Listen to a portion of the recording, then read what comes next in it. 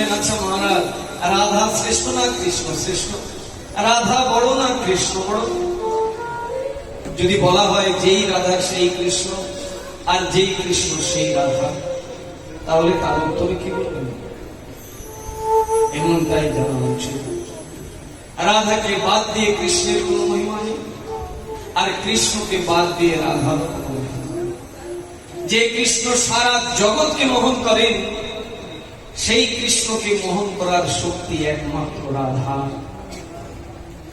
যিনি সমস্ত 14 ভুবনকে মোহন করে রেখে দেন, মোহিত করে রাখেন তার রূপের দ্বারা, সেই কৃষ্ণ রাধার কাছে আসলে দ্রবীভূত হয়ে যান।